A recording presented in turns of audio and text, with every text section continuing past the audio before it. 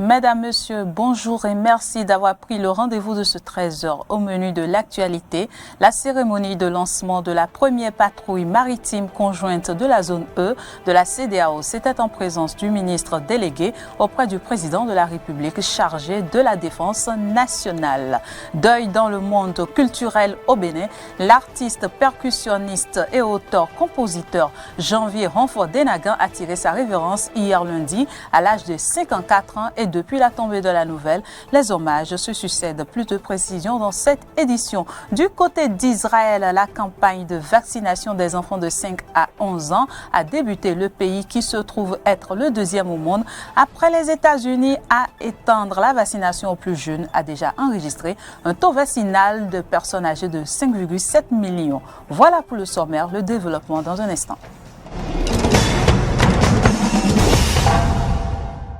Merci de l'attention. Le ministre délégué auprès du président de la République chargé de la défense nationale a lancé hier matin lundi la première patrouille maritime conjointe de la zone E de la CEDEAO. C'était au centre maritime multinational de coordination de la zone E à Cotonou. L'initiative vise à sécuriser les eaux de la dite zone. Clémence Tonoukoin pour le compte rendu. Pendant 2 jours, 3 patrouilleurs du Bénin, du Togo et du Nigeria vont conduire des patrouilles dans l'espace maritime commun aux 3 pays. Destinée à sécuriser les eaux de la zone E de la CEDEAO, l'opération est une réponse à l'absence d'un dispositif commun de lutte contre la piraterie maritime dans le golfe de Guinée. Le chef d'état-major de la Marine nationale, chargé de conduire l'opération, se dit fier de sa concrétisation. Il y a en effet un peu plus de 3 ans que le haut commandant de la gendarmerie nationale du Niger et moi-même avons en ces mêmes lieux signé le mémorandum d'entente pour la conduite des opérations et des patrouilles conjointes dans notre espace maritime commun, c'est-à-dire l'espace englobant les eaux du Nigeria, du Bénin et du Togo. Distingués invités, depuis lors, cette brillante initiative n'a pu être mise en œuvre. C'est pourquoi j'éprouve une fierté légitime de voir aujourd'hui le lancement de l'opération Safe Domain One qui va permettre à 3 patrouilleurs venus du Nigeria, Bénin et Togo de conduire pendant 2 jours des patrouilles dans l'espace maritime commun. La première édition de cette patrouille est le résultat d'un long processus. La zone E de la CEDEAO étant composée du Bénin, du Niger, du Togo et du Nigeria, le ministre chargé de la Défense nationale a formulé le vœu de voir la dimension aérienne prise en compte dans les prochaines éditions. Ce jour mémorable marque le début de la concrétisation d'un rêve vieux de 3 ans qui a connu beaucoup d'efforts de préparation et de financement de divers acteurs. Le lancement effectif des opérations de patrouille maritime conjointe dans la zone E constitue une nouvelle étape dans la lutte contre l'insécurité maritime dans la zone.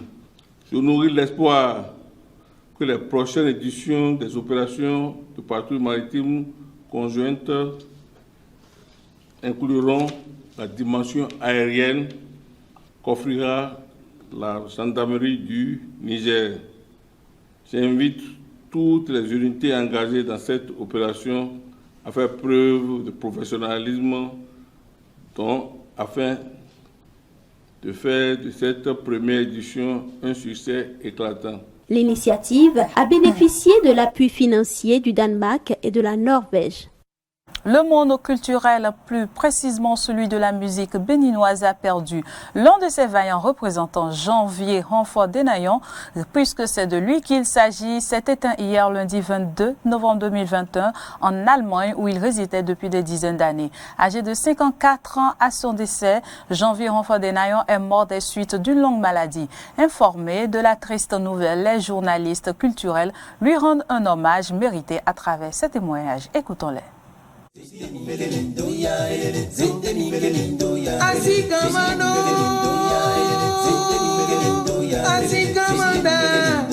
Janvier Denagan, c'est une voix unique. Janvier Denagan, c'est cet artiste qui ne ressemblera à aucun autre artiste. Janvier Denagan, c'est celui qui a cette manière particulière de manipuler ces différentes langues de l'Ouémé et a une manière spéciale et unique de les chanter, qui a une manière unique de maîtriser la scène. Janvier Denagan, c'est le maestro.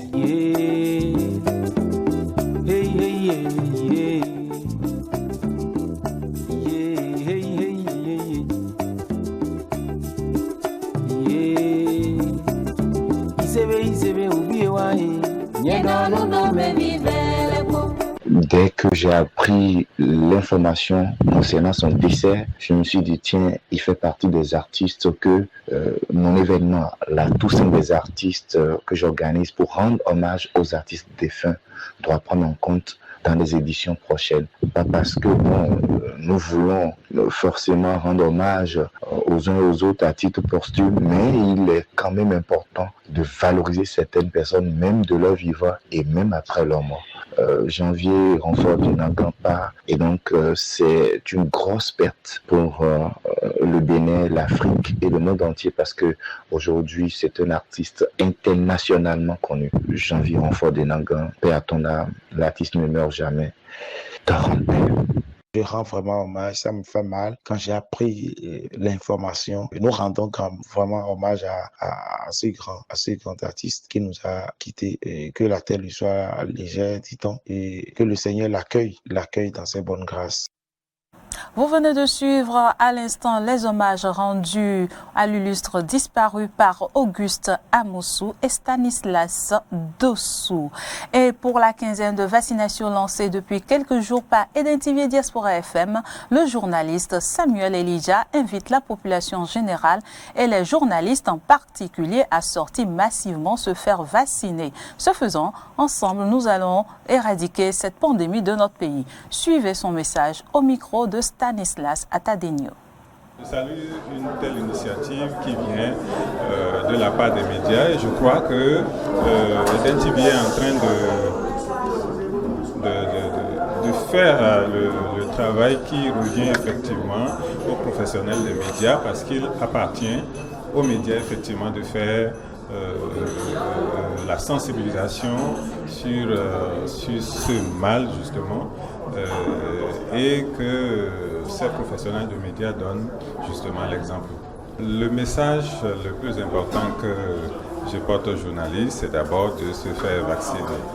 Ça, c'est la première chose. Parce que moi-même, je suis vacciné. Donc, j'invite tous les confrères, s'ils veulent effectivement exercer leur métier dans la paix, dans la quiétude et non dans la peur, dans le stress de tomber malade ou de mourir un jour très facilement, banalement et bêtement.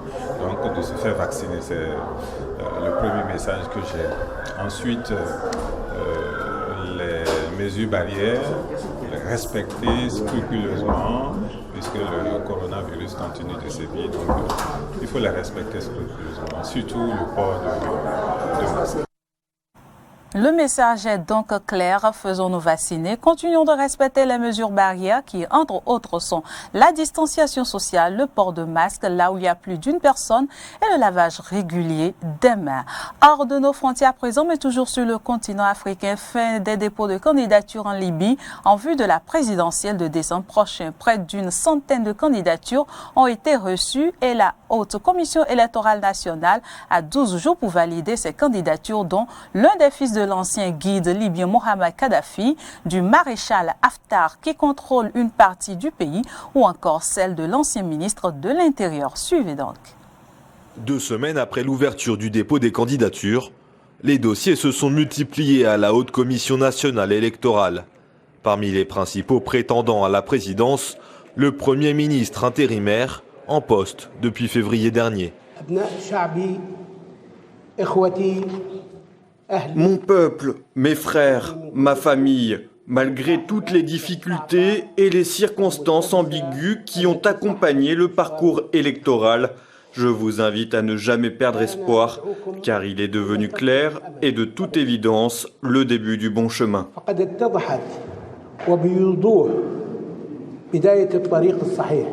La candidature de l'actuel Premier ministre, réputé proche de la Turquie et des frères musulmans, a de quoi surprendre.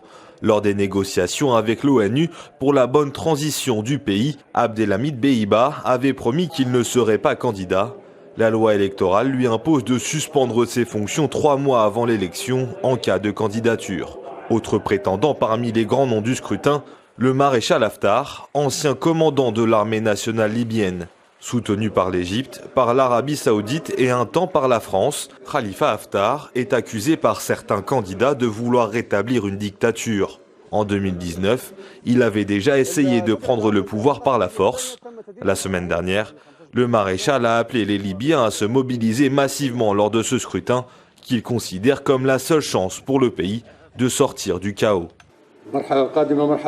L'étape à venir est une étape difficile qui nécessite un homme que les Libyens doivent choisir correctement pour ne pas le regretter.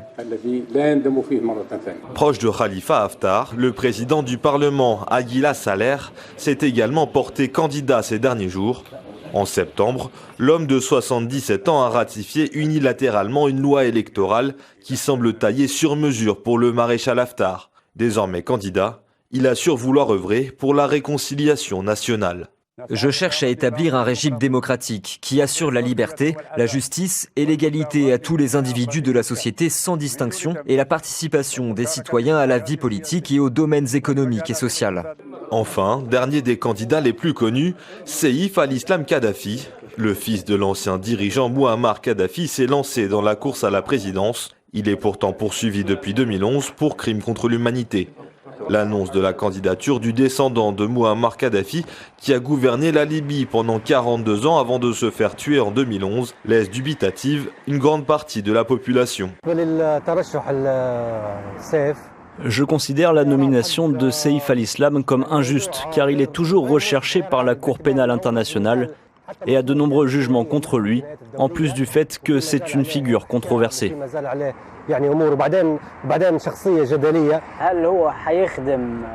Va-t-il travailler à partir de la situation actuelle du pays ou va-t-il faire un pas en arrière? Le scrutin du 24 décembre s'annonce pour le moment serré et indécis. Il s'agit de la première élection d'un chef d'État au suffrage universel en Libye. Elle est considérée comme déterminante pour le retour à la stabilité d'un pays que de sanglants affrontements n'ont cessé de meurtrir ces 10 dernières années. En France, le Premier ministre Jean Castex a été déclaré positif à la Covid-19 au même moment que le chiffre de personnes contaminées part à nouveau en hausse. Une situation qui fait penser à une 3e dose de vaccination pour l'ensemble des adultes. Les précisions avec RT France. La France face à une nouvelle flambée épidémique. Le pays approche la barre des 20 000 cas détectés quotidiennement. Et si les hôpitaux ne ressentent pas encore massivement cette forte hausse, le conseil scientifique estime que la tension pourrait vite s'accroître. Pour atténuer les effets de cette 5e vague, le professeur Delfrécy et ses troupes envisagent une généralisation de l'accès à une 3e dose de vaccin à tous les adultes. Les données de la modélisation de l'épidémie incitent à envisager la vaccination de l'ensemble de la population adulte 6 mois après la primo-vaccination, afin de freiner l'épidémie et réduire le nombre de formes graves. Cette 3e dose devrait par la suite devenir une condition du pass sanitaire. Le gouvernement appelle d'ailleurs à renforcer les contrôles dans les lieux où le pass est exigé. Il est impératif de remobiliser l'ensemble des acteurs concernés par l'application du pass sanitaire afin de limiter les effets de la nouvelle hausse des contaminations. Dans les établissements hospitaliers, cette 1e vague de Covid-19 à l'approche des fêtes de fin d'année ravive un sentiment de lassitude face à cette crise qui dure depuis près de 2 ans. En Israël, la campagne de vaccination des enfants de 5 à 11 ans a débuté lundi soir. C'est le 2e pays après les États-Unis à étendre la vaccination aux plus jeunes. 5,7 millions de personnes ont quant à eux déjà reçu les 2 doses de vaccination, ce qui représente plus de 80% des adultes. 4 millions d'entre eux ont également reçu la dose de rappel accessible depuis près de 3 mois. Écoutez l'avis de certains parents après la vaccination. Je suis venue pour faire vacciner mes 2 enfants plus jeunes. Mon aîné s'est déjà fait vacciner. Je pense que c'est important. Je crois en la vaccination. Je pense qu'on doit penser au public en général.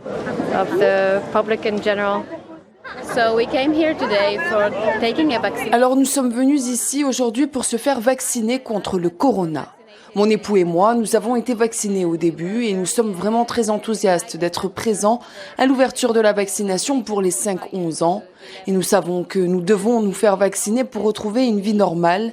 Nous étions en quarantaine pendant un moment et les enfants vont à l'école.